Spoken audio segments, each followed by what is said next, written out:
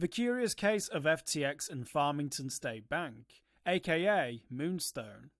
In bankruptcy filings, crypto exchange FTX revealed a curious connection to stablecoin Tether through a small bank in rural Washington. Farmington State Bank is in fact the 26th smallest bank in the US, out of over 4,700. Until this year, it employed 3 people. The bank was first formed in 1929 in a sleepy town named Farmington, hugging the Idaho border. It's home to just over 100 residents and features 0 restaurants, hotels, or pharmacies. It doesn't even appear to have an ATM.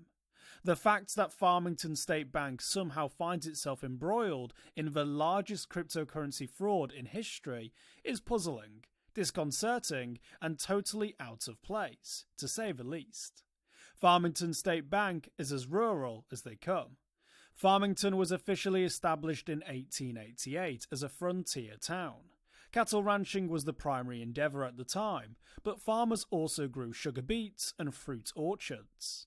By the late 1890s, these had been largely abandoned in lieu of growing wheat and lentils. The town began to thrive thanks to its railroad depot. The Spokane-Palos rail line ran to Farmington. This allowed its local produce to be exported, putting it on the map. Teddy Roosevelt even visited the town in 1908. Its success caused a boom in population, reaching a peak of 500 citizens by 1929, the same year Farmington State Bank was established. However, the Great Depression hit Farmington hard. By 1940, its population was just 341 and fell to 140 by 1970. Since then, numbers have remained quite consistent. Farmington has an unsecured website built on WordPress. The bank is one of only 4 businesses listed in the directory, along with a sawmill, buckskin outfitter, and a lentil processing plant.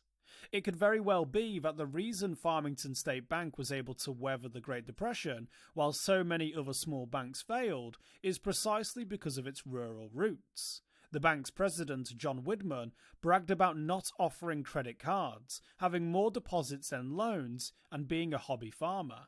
This was in 2010. This is all despite the fact that the bank was purchased by a British citizen going by the name Archie Chan in 1995. Chan had hoped to turn the bank into an international banking hub, said Widman in 2010. And for 25 years, Archie Chan kept the investment as a non-lucrative cushion. Then in 2020, everything changed. Big city moves, federal approval. In 2020, a company named FBH purchased Farmington State Bank. FBH's chairman is Gene Chalopin, who also chairs Deltec Bank and Trust, one of the main banks for both Alameda Research and Tether. Chalopin joined Farmington's board of directors. Shortly after the purchase, the bank pivoted to deal with cryptocurrency and international payments.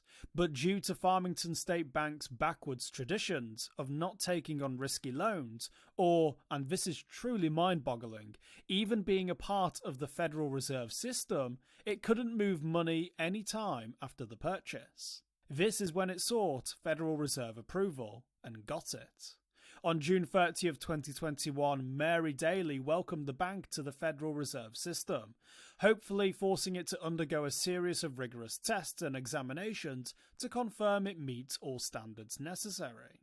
Farmington State Bank, which for over 100 years hadn't found a need to become a part of the Federal Reserve System, was now its newest member. FTX enters the chat. After Farmington State Bank set up international wires and SWIFT transfers through the Fed, it took full advantage. In March of 2022, fake algorithmic stablecoins like Terra USD began to experience their first cracks. Lost in the media frenzy, PR News Wire pushed forward a largely unnoticed announcement. Alameda Research, Sam Bankman-Fried's company, now suspected of commingling funds with customers of FTX, had invested $11.5 million in the rural bank. Ramnik Arora of Alameda Research said, quote, "At Alameda Research, we are committed to growing the industry and supporting businesses that are creating real change." End quote. On March 1, 2022, Farmington State Bank trademarked the name Moonstone Bank. 3 days later, it adopted the new moniker. On March 7th, Alameda infused $11.5 million into Moonstone, at the time more than double the bank's entire net worth. Meanwhile, Chalopin said, quote, Alameda Research's investment into FBH Corp and Moonstone Bank signifies the recognition by one of the world's most innovative financial leaders of the value of what we are aiming to achieve. This marks a new step into building the future of banking, end quote. Farmington State Bank had consistently reported deposits hovering around $10 million for decades. In the third quarter of 2022, these deposits jumped up to $85 million. $71 million came from just 4 new accounts, New York Times reports. More questions than answers.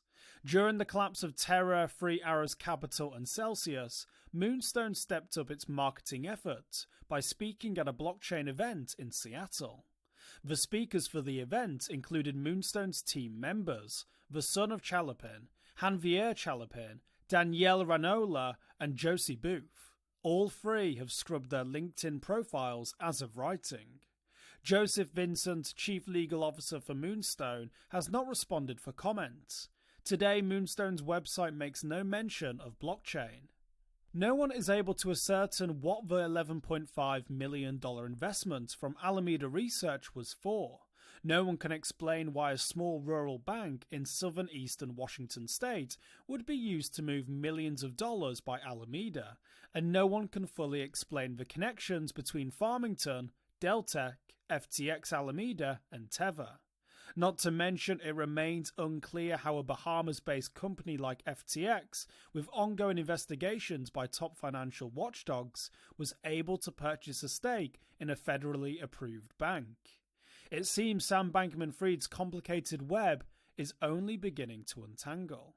For more informed news, follow us on Twitter and Google News, or listen to our investigative podcast, Innovated Blockchain City.